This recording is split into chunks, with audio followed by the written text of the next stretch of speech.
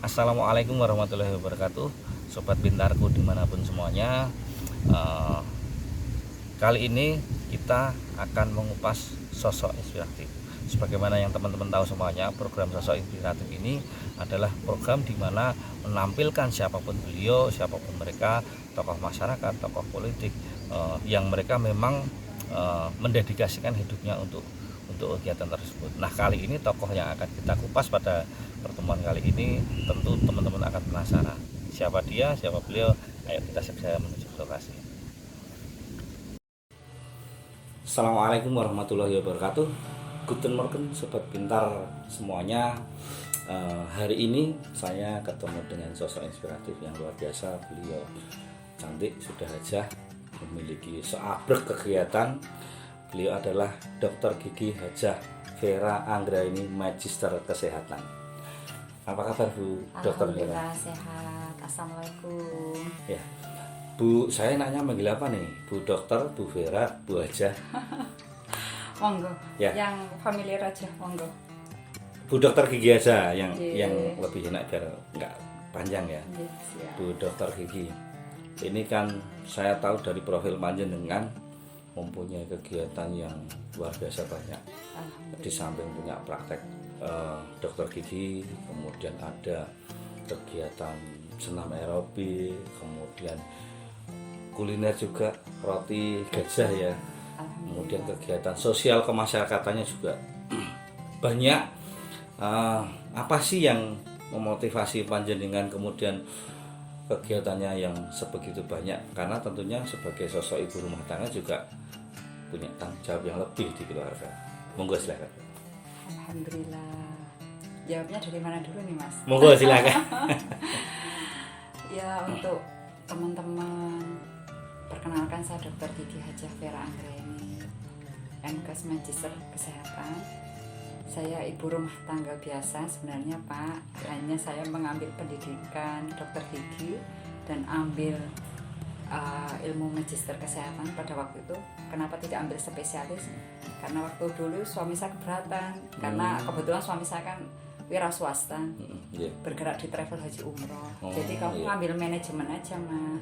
Nanti kamu bisa bikin rumah sakit. Begitu suami saya bilang. Tapi setelah lulus ternyata lebih banyak membantu kegiatan suami saya. Kebetulan usaha pokok kami haji, umroh, dan tur dunia, Pak. Seperti itu. Di bawah PT Sindo Wisata Travel. Travel kami berdiri sejak tahun 2004. Seperti itu. Luar biasa. Siapa tahu nanti saya dapat umroh gratis. harus setiap muslim wajib ke sana loh, Pak. Siap. Karena merupakan rukun Islam kelima bagi yang mampu, dan mampu itu Iya. ukurannya banyak loh, hanya Iya. kita sendiri yang bisa mengukur kita mampu Betul. atau tidak. Bu Dokter, Iya. ini kan ketika bicara kegiatan sosial itu kan sudah banyak yang panjenengan lakukan, dari mulai salah satunya adalah khitanan massal. Tapi pernah nggak terpikir bikin sebuah kegiatan sosial yang lain daripada yang lain?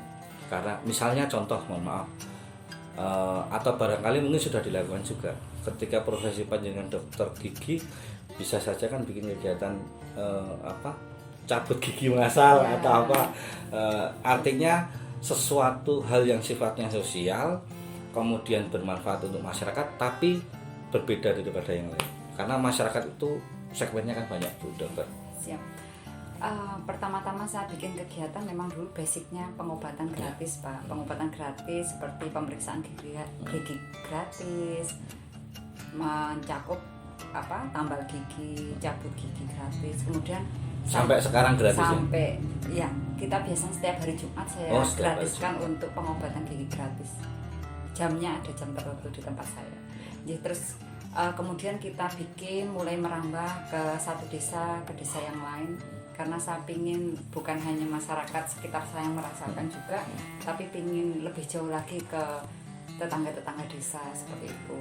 Setelah itu saya dapat tawaran dari teman-teman, "Mbok ayo saya diajak juga, kita diajak juga." Akhirnya kita bikin khitanan massal, pengobatan umum juga yang lain, menggandeng teman-teman dokter yang lain juga seperti itu. Terus kemudian ada tawaran juga, kok Kalau pengobatan aja kok cuma kayaknya yang ikut partisipasi kok cuma kita profesi dokter aja. Yuk, akhirnya kita bikin seperti donor darah, kita menggandeng PMI, terus kemudian kita bikin santunan anak yatim, bekerjasama dengan teman-teman pelaku sosial yang lain. Kita bikin event setiap 1 bulan sekali. Kita insya Allah ada pengobatan gratis, kemudian kita non massal, donor darah, setelah itu santunan anak yatim, basah pakaian bekas seperti itu Pak. Yang memang belum kita lakukan seperti ini, kemarin dapat masukan dari teman-teman ini Pak. Kelangkaan minyak goreng, kita insya Allah akan ada pasar murah berkaitan dengan minyak goreng insya Allah. Ini menarik ketika tadi Bu Dokter Gigi bicara desa ke desa. Kegiatan kami itu sama Bu Dokter. Jadi kami memberikan donasi ilmu, pendidikan pelatihan bahasa asing secara gratis ke seluruh desa di wilayah Kabupaten Wonosobo. Barangkali nanti Bu Dokter berminat, kita bisa bersinergi, berjalan bareng-bareng. Dari kegiatan kami, Bu Dokter bisa membantu dalam artian mungkin sekalian memberikan kegiatan sosial yang lain. Kan ini luar biasa, artinya tujuan mulia kita untuk memberikan kemanfaatan kepada orang lain itu bisa berjalan bersamaan Bu Dokter ya.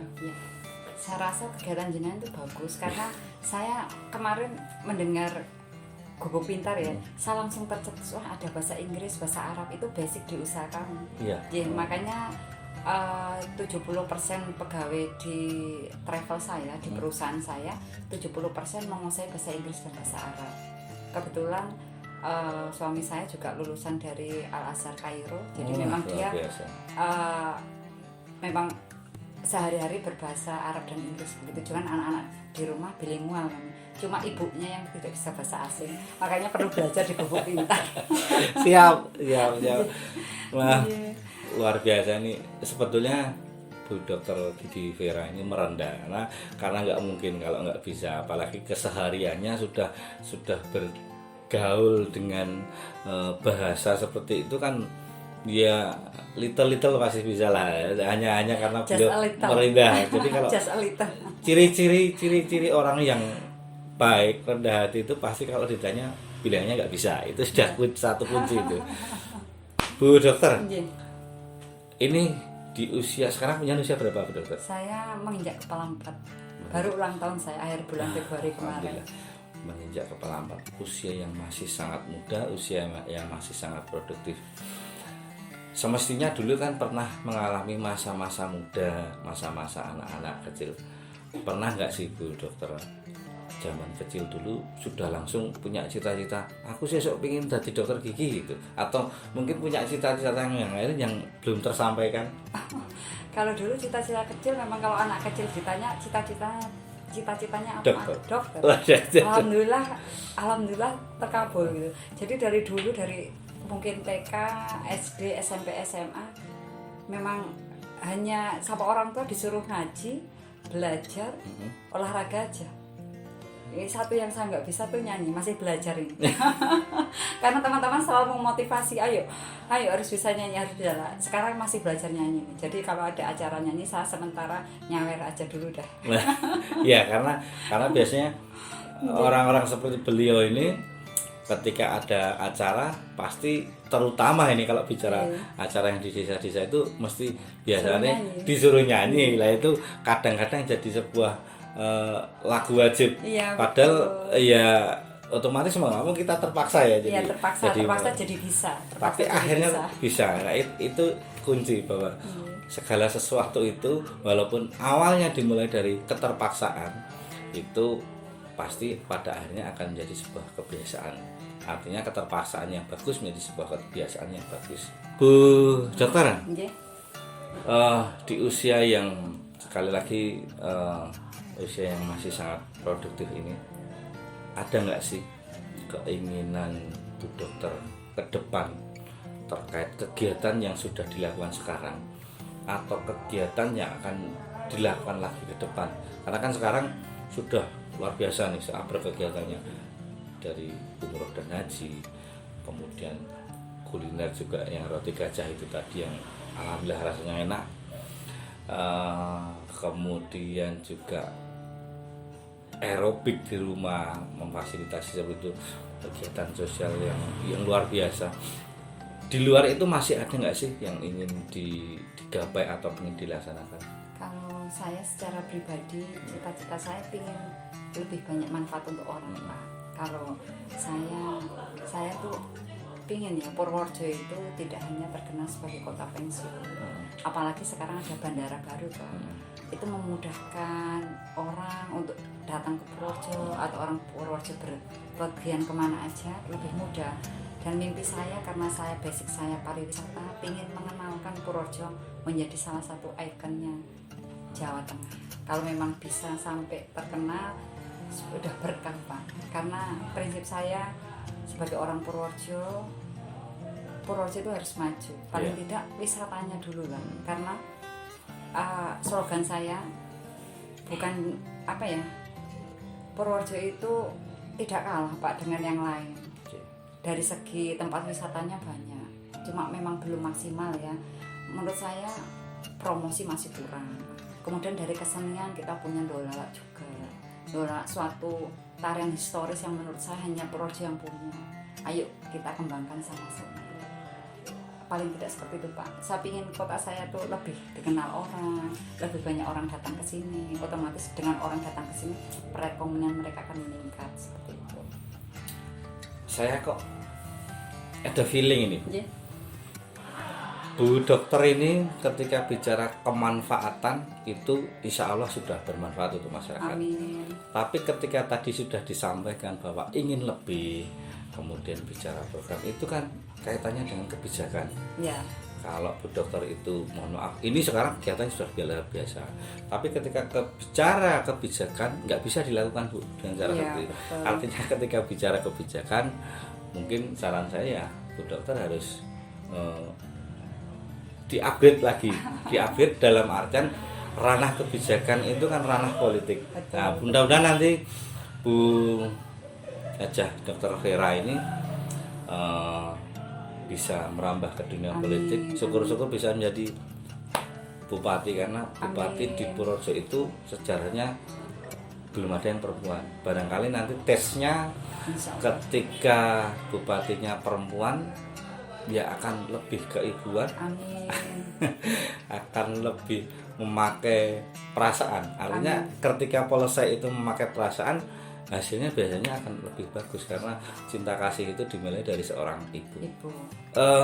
Bu Dokter, bisnis Bu Dokter ini kan sudah banyak ya. Pingin berbisnis lagi nggak? Semisal properti atau apa yang sekarang lagi booming. Kalau saya menuruti sifat keingintahuan saya ingin bisnis di berbagai bidang. Tapi kalau melihat masa pandemi seperti sekarang, sepertinya kita memang harus punya bisnis, Pak. Bisnis yang tidak kena badai, dalam kondisi apapun tetap jalan seperti ini. Apa itu bisnis ini? Seperti sembako, bisnis BBM.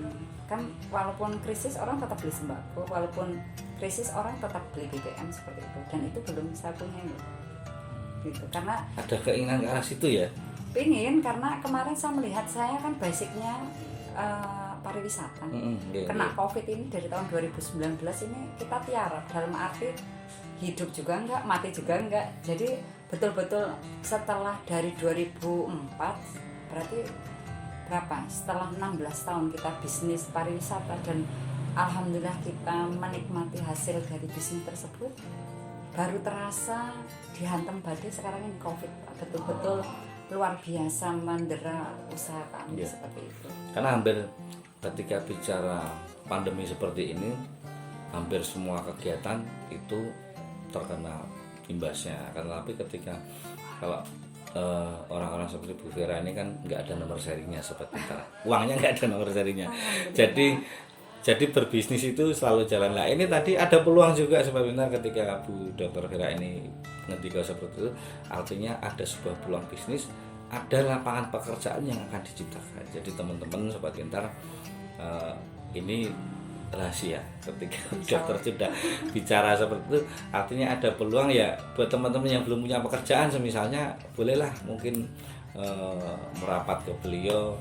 Nah, dan insya Allah pasti juga ketika kalian mempunyai kompetensi di bidangnya pasti akan bisa dibantu ya, karena akan hidup itu kan saling membantu ya Bu Dokter ya.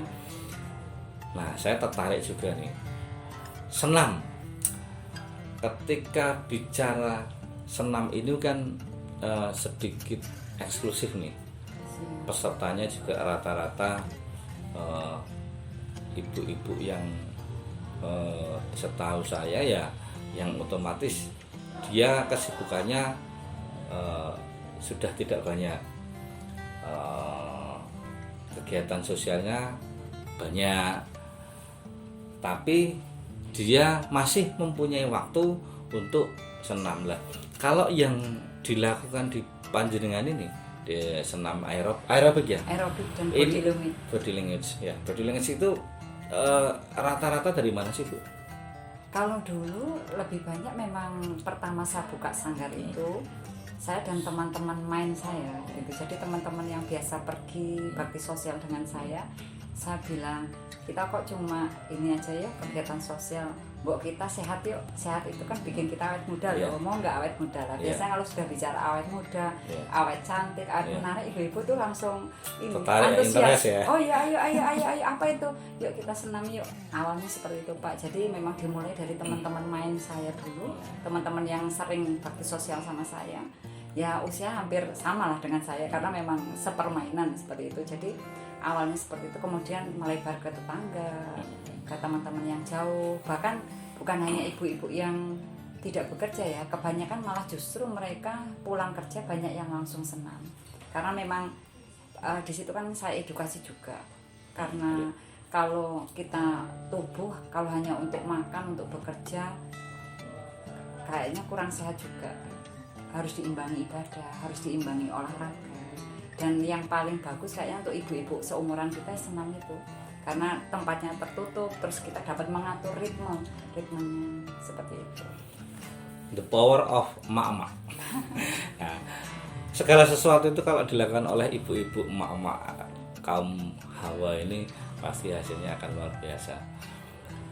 Terlintas nggak Bu Vera ketika bicara aerobik terus kemudian bikin sebuah kegiatan yang sifatnya massal, karena tadi penjenengan sering mengadakan kegiatan massal, bikin sebuah kegiatan massal senam aerobik yang kemudian ini ada hubungannya sinkron dengan ketika tadi penjenengan mendikopi ngangkat Purworejo, bikin kegiatan massal, aerobik massal dilakukan di tengah lapangan alun-alun Purworejo, itu kan termasuk alun-alun yang paling bagus di Jawa Tengah, kemudian diliput oleh media massa, secara otomatis ia mengangkat citra Purworejo. Ini bayangan saya loh.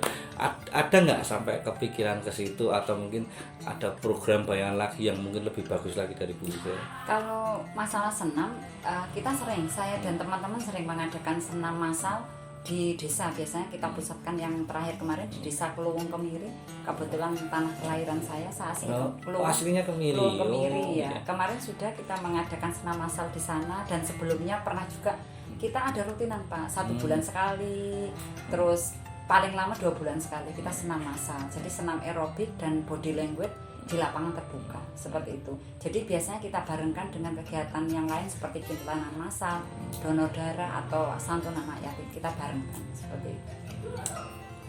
Oke. Artinya ketika bicara kegiatan-kegiatan sosial tadi, kintanan massal, donor darah massal, apa sih outputnya dari kegiatan itu yang selama ini penjenengan dapatkan? Karena kan basically-nya penjenengan ini kan satu dokter, kedua juga bisnismen, kemudian melakukan sebuah kegiatan-kegiatan sosial, itu outputnya apa untuk penjenengan? Untuk saya? Ya. Oh, untuk saya paling enggak ya saya merasa bisa memberikan sedikit ilmu saya untuk yang lain. Kalau saya masih tidak mengajak yang lain, nanti yang dapat pahala cuma saya aja Pak. No. Kalau saya mengajak mereka berbagi, ayo ikut santunan anak yatim, ayo ikut kegiatan basar pakaian murah, atau ayo ikut senam massal, setidaknya mereka yang ikut berpartisipasi ikut mendapatkan pahala juga, ikut mendapatkan kebahagiaan. Semakin kita berbagi, semakin bahagia sepertinya, seperti itu. Kunci hidup bahagia adalah saling berbagi. Jadi apa yang dilakukan oleh beliau ini kan satu hal yang mulia, tapi beliau tidak ingin bikin kapling sendiri di surga nanti. Beliau ingin berbagi kapling-kapling. Jadi kalau tadi sempat saya tanyakan, pengen nggak Bu sih bikin usaha properti di dunia ini, tapi ternyata beliau malah lebih jauh lagi. Dia mindsetnya sudah sampai ke akhirat, bahwa beliau ingin buat kapling di akhirat itu bareng-bareng dengan yang lain ya Bu ya, seperti itu. Jadi luar biasa Sobat Pintar. Beliau memang sosok yang menurut saya tepat untuk digugu dan ditiru. Jadi beliau bukan guru, tapi ternyata beliau punya ekspektasi seperti itu. Bu, ini terkait flashback ke kegiatan panjenengan tadi, bicara kegiatan sosial. Karena saya kenapa selalu saya ungkit kegiatan sosial itu biar orang semakin tahu bahwa panjenengan ini orang yang betul-betul sosial. Tadi di beberapa kegiatan itu kemudian ada sebuah kegiatan panjenengan, yaitu umroh dan haji. Pernah enggak atau mungkin adakah program dari panjenengan untuk masyarakat Purworejo? Karena ketika bicara umroh sama haji itu kan sebagai seorang muslim itu kan wajib bila mampu. Nah, tapi kan itu juga harus sinkron dengan kondisi keuangan. Sama ketika orang ingin belajar tapi nggak punya materi, nggak punya dana, nggak punya cara, nggak ada idenya ke situ, kan agak sulit. Lah kita bicara ke umroh sama haji, itu ada nggak program yang dulu pernah panjenengan lakukan atau barangkali ingin punya lakukan, walaupun mungkin 1-2 kali gratis untuk mereka? Sebenarnya kalau untuk saya, untuk masyarakat Purworejo punya banyak program. Salah satunya umroh. Bagaimana caranya biar masyarakat bisa umroh dan haji itu sebenarnya gampang sekali Pak. Caranya, ayo cari orang. Nanti dari orang situ kan ada fee-nya ya, kita ada bagi hasilnya. Nanti bisa untuk berangkat sendiri seperti itu. Makanya kan selalu saya tekan kepada jamaah saya, ayo betapa enaknya di Tanah Suci itu pergi bersama keluarga, pergi bersama teman, pergi bersama dengan sejawat. Nah kalau seumpamanya kita bawa orang 10, orang 15 kan sudah bisa untuk berangkat sendiri juga. Gitu ya. Sebenarnya mudah untuk berangkat ke Tanah Suci itu, asal ada niat itu aja. Jadi mampu itu kalau kita tidak memampukan diri sendiri tidak akan mampu seperti itu. Karena semua sudah di Al-Quran juga sudah dijelaskan, Allah itu tidak akan merubah keadaan suatu kaum tanpa kaum itu berusaha sendiri. Betul. Dan mampu itu insya Allah ada jalan, asal kita niat aja seperti itu. Nah itu Sobat Pintar, sudah disampaikan toh bahwa orang itu jangan merasa tidak mampu. Karena ketika kita itu sudah merasa mampu, berani melangkah, 100% itu setidaknya 50% itu sudah sebuah keberhasilan. Bisa 50% gagal, tapi setidaknya itu kita sudah mempunyai tabungan. Tapi ketika kita awal itu sudah tidak merasa mampu, kita sudah tidak mau, ya 100% gagal ya Bu ya. Betul. Dan ketika bicara umroh, haji itu kan memang sebuah kewajiban umat muslim di dunia ini yang harus segera dilaksanakan, karena memang itu satu hal yang nikmat luar biasa ketika kita bisa melaksanakan ibadah itu. Karena kita kan juga umur manusia kan tidak ada yang tahu Pak. Kita bisa beli rumah, beli mobil, menyekolahkan anak-anak, bahkan sampai ke tingkat yang lebih dari pendidikan dasar. Tapi untuk bekal kita di akhirat kita nggak ada, kan betapa malunya kita pada yang memberi nikmat seperti itu Pak. Itu masih ada hubungannya dengan kapling-kapling di surga itu tadi. Makanya jangan takut. Dari dulu kita pernah mencetuskan tahun 2017 insya Allah kita menjadi travel pertama di Indonesia. Insya Allah waktu itu juga diliput oleh TV nasional juga. Kita adalah salah satu travel yang pertama kali menjalankan umroh dan haji, berangkat dulu bayar belakangan. Gitu. Ya. Bisa ya? Itu sampai bayar berapa kali itu barangkali, atau setelah berangkat kemudian nanti setelah berangkat pulang baru bayar. bayarnya di sana bisa ya? Ya, kebetulan kita bekerja sama dengan perbankan syariah, koperasi syariah dan lembaga pendidikan, maksudnya lembaga pembiayaan yang lain yang berbasis syariah. Jadi tidak ada unsur riba Pak, insya Allah. Jadi memang betul-betul kita jaga jangan sampai ada barang haram atau barang subhat yang mengiringi perjalanan ibadah haji atau umrah kita, seperti itu. Karena itu akan menjadi sebuah kendala. Iya betul. Jadi memang sudah kita upayakan, sudah kita promosikan, dan alhamdulillah di seluruh Indonesia sudah lebih dari sekitar 20.000 orang Pak yang terbantu dengan program itu. Karena kita biasa. setiap tahun insya Allah sekitar 3.000 jamaah yang berangkat dengan program itu. Kalau sekarang ini untuk biaya umroh sama haji itu berapa tuh Bu? Kalau sekarang bulan ini tinggal untuk program yang bulan Ramadan dan Syawal Pak. Karena setelah pandemi Covid ini mulai bulan ini kan dibuka. Jadi tinggal program Ramadan, itu Ramadan insya Allah sekitar di atas 30 juta Pak. Kalau Syawal agak murah daripada Ramadan. Setelah Syawal kita masuk ke bulan haji, insya Allah ini setelah haji vakum 2 tahun, insya Allah tahun ini mudah-mudahan mari kita berdoa bersama, Tanah Suci bisa Full memanggil buka, kita ya? Untuk kembali berhaji di tahun ini, mudah-mudahan. Itu Sobat Pintar,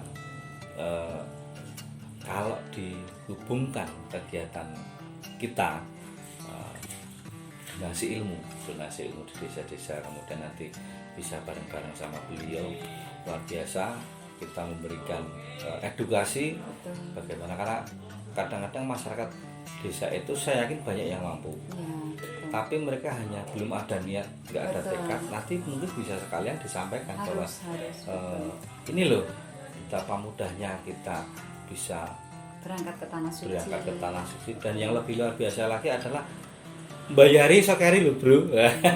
Itu Bisa gratis juga loh satu Pak. kelebihan lah, bisa gratis juga ketika ngajak Teman, teman-temannya. ngajak saudara.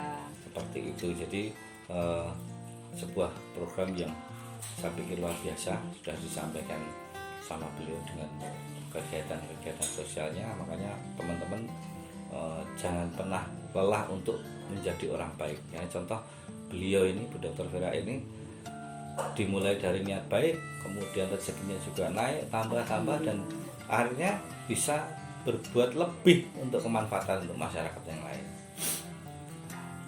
Insya Allah. Dan saya rasa dengan program Gubuk Pintar itu saya rasa sangat membantu masyarakat Pak. Karena apa? Sekarang ini kalau kita tidak bisa bahasa asing, saya sendiri mengalami Pak.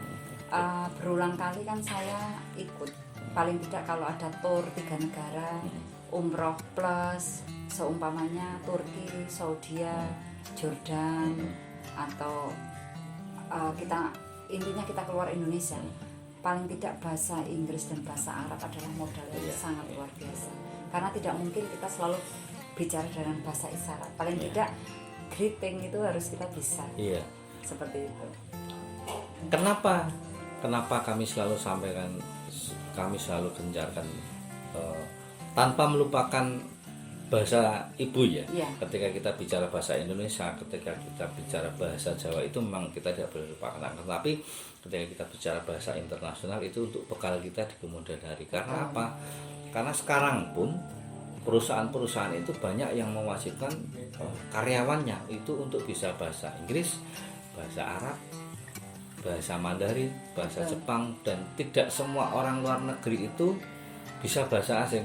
Contohnya adalah sebagai gambaran, nasionalisme orang Jepang itu tinggi Bu. Tapi dia malah nggak mau belajar bahasa yang lain. Nah, mereka akan sangat senang, akan sangat bangga ketika ketemu dengan orang yang bisa bahasa asing atau bahasa Jepangnya. Jadi mereka merasa saking nasionalismenya, jadi mereka bangga ketika bahasa mereka dipelajari. Itu nilai kelebihan untuk kita. Dan Bu Dr. Vera ini sendiri pun ternyata kegiatannya di perusahaannya pun karyawannya sudah berbahasa Inggris dan Arab itu wajib. Ini kan luar biasa. Ya, karena mereka selalu mengantar jamaah, baik jamaah umroh, haji maupun tur keliling dunia. Teman-teman yang sudah mempunyai kemampuan bahasa asing, bahasa Inggris, bahasa Arab bisa berhubungan dengan beliau, siapa tahu nanti bisa saling komunikasi, bisa saling membantu dan akhirnya mungkin bisa saling bekerja sama. Karena kan memang kesempatan kerja itu bisa di mana saja, akan tetapi itu akan bisa terbuka, akan bisa digapai kesempatan itu ketika kita berani maju untuk melangkah. Betul. Saya juga akan sedikit cerita ini Ya, masalah ya, kalau kita sudah keluar negeri itu sudah keluar dari Indonesia itu nanti di sana tuh peluang sebenarnya banyak sekali, peluang bisnis, dan kunci yang untuk mengambil peluang itu adalah bahasa.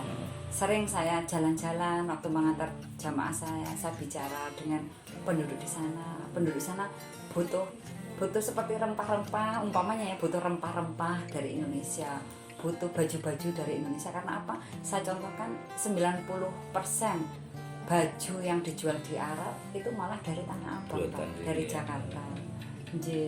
Dan kalau ada peluang kita bisa bahasa asing kan, kita bisa ambil peluang itu. Iya, seperti itu. Di daerah lain, di Turki juga seperti itu. Mereka banyak malah tertarik seperti coconut oil itu, virgin coconut oil, mereka butuh sekali. Kalau kita bisa bahasa asing, kita bisa menawarkan, kalau ada penawaran yang bagus bisa kita ambil. Contohnya seperti itu. Iya, karena saya ada kenalan Ibu di daerah Bayan dekat domisili panjenengan. Itu dia sudah mengekspor itu produknya itu dari bahan kelapa, di sabut dan sebagainya, dan dia belajar bahasa asingnya ke kami juga. Itu dia sebetulnya nggak bisa apa-apa, dia cerita seperti itu, dia nggak bisa apa-apa, tapi karena dia kemudian merasa bahwa hidupnya itu terbiayai, terfasilitasi dari aktivitas ekonomi dia yang di luar negeri itu, padahal dia belajar dan sangat terbantu. Jadi dia merasakan sekali bahwa ketika dia belum bisa memiliki kemampuan bahasa Inggris, dengan memiliki kemampuan itu hasil akhirnya akan berbeda. Betul.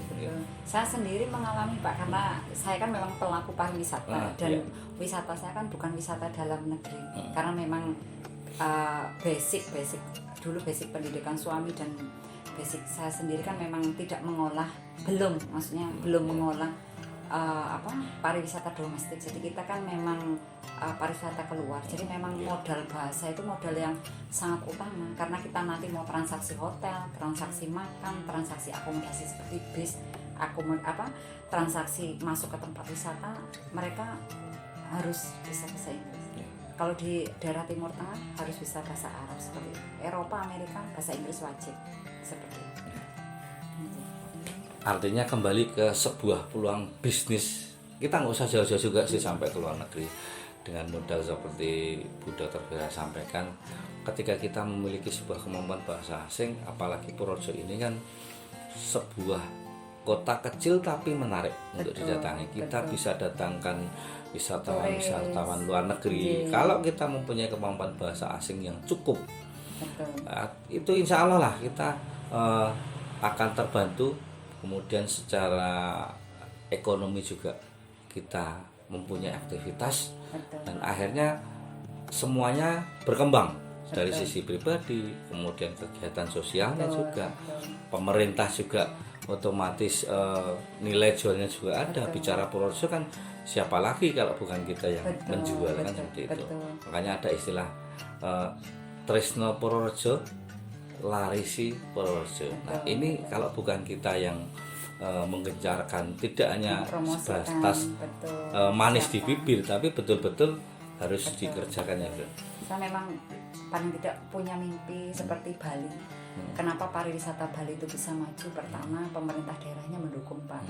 Kedua, masyarakatnya itu sadar bahwa pariwisata Bali sekarang kita lihat, Bali sebenarnya konturnya hampir sama dengan Purworejo. Mereka punya gunung, punya pantai, punya adat istiadat. Jadi Bali sudah terkenal sampai internasional, tapi adat istiadatnya tetap jalan, tetap bagus, tetap terjaga. Saya punya mimpi Purworejo akan seperti itu.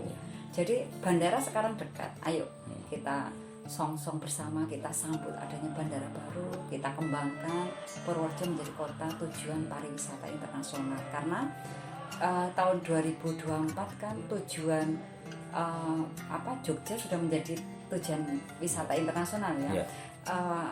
Ayo mari sama-sama, Purworejo adalah tetangga Jogja. Kan tidak kayaknya kita nelongso ya Pak. Kalau wisatawan itu langsung datang ke Jogja, mbok mampir dulu ke Purworejo, lihat dolalak Purworejo, belanja aneka souvenir, belanja aneka makanan khas Purworejo, mampir sebentar di hotel-hotel di Purworejo, kemudian kita berwisata di daerah Purworejo. Kan sepertinya lebih indah, hasil akhirnya juga dinikmati oleh masyarakat Purworejo sendiri. Ya, artinya orang-orang seperti panjenengan ini ketika nanti bisa bersinergi dengan pemerintah daerah, pembangunan ini bisa berjalan dengan bagus, apalagi next ke depan akan ada jalan tol juga, itu wah luar biasa. Purworejo itu kita punya mimpi indah yang kalau kita bisa jalankan itu luar biasa, semua aspek bisa tercapai. Sesuatu hal yang belum tentu daerah lain bisa dapatkan itu, kesempatan itu kadang-kadang tidak datang 2 kali ya Bu Dokter ya. Bu Dokter, ini terakhir, harapan panjenengan apa sih yang bisa disampaikan ke Sobat Pintar, walaupun tadi sudah disampaikan banyak, akan tetapi mungkin ada sebuah rahasia terpendam, rahasia terdalam yang ingin disampaikan ke Sobat Pintar terkait mungkin keinginan yang pribadi atau kemudian juga terkait dengan semua usaha yang panjenengan lakukan tadi juga itu dengan pembangunan itu yang masih bermanfaat dan akan bermanfaat untuk masyarakat, bisa disampaikan ke Sobat Pintar. Untuk teman-teman Sobat Pintar, saya hanya berharap monggo kita sama-sama belajar, karena belajar itu tidak ada batas usia, tidak ada batas waktu. Mari kita sambut, kalau ada teman-teman kita sendiri yang punya produk bagus, ayo kita pakai produk teman-teman kita promosikan. Insya Allah kalau kita memajukan orang lain, insya Allah orang lain akan memajukan kita juga. Bukan lewat orang itu, tapi ada nanti tangan-tangan yang lain yang akan membantu kita, seperti itu Pak. Ya. Terima kasih Bu Dokter atas waktunya. Terima kasih. Sekali lagi Sobat Pintar, inilah beliau sosok inspiratif yang sangat luar biasa, seorang ibu muda yang tidak cuma cantik fisiknya tapi juga cantik hatinya, yang beliau mempunyai berkegiatan tidak cuma hanya untuk keluarganya tapi juga masyarakat Purworejo secara umum. Mudah-mudahan apa yang dilakukan beliau itu sangat bermanfaat untuk masyarakat, mendapatkan banyak pahala dari Allah Subhanahu wa taala, dan beliau diberikan kesehatan, panjang umur, programnya selalu berjalan dengan baik, dan insya Allah ke depan juga mudah-mudahan mohon doa teman-teman semuanya, Bu Dr. Vera ini bisa bersinergi dengan kami, membuat kegiatan sosial kemasyarakatan yang bicara Purworejo adalah kota yang kita cintai, kota yang kita sangat sayangi. Siapa lagi kalau bukan kita yang membesarkan kota Purworejo. Sekian, terima kasih, sampai ketemu dengan sosok inspiratif berikutnya. Assalamualaikum warahmatullahi wabarakatuh. Adios.